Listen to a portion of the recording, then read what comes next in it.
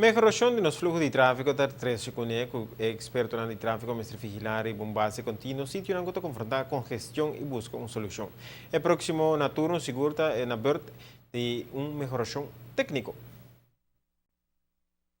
Esta chance com Aruba tá isla de Rotonda e verdade que o manejo de DOB e polícia cambia drasticamente do sistema tradicional de luz de tráfego para o sistema que está regular o mês, esta Rotonda.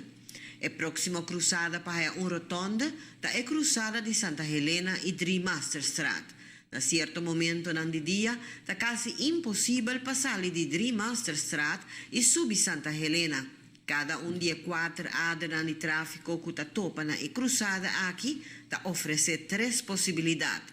Seja seguir straight, vira na Mandreci ou vira na Manrobes. Consequentemente, riba cruzada de 2 possibilidades em roupa tráfego.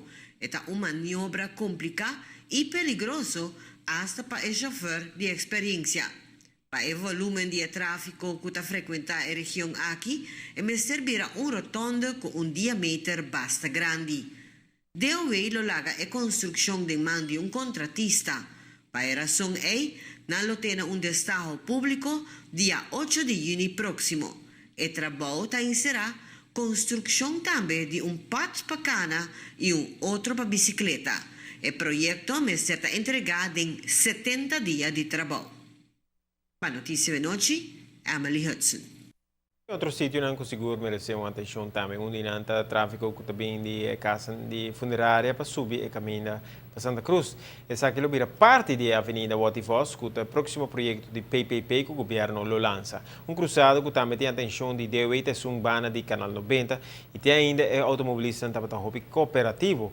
O outro para assim aliviar o tráfego saliendo fora de Van Straat e o governo compra 2 de casa na esquina aqui para portar rotonda, pero a confrontar outra complicação para poder realizar isso aqui.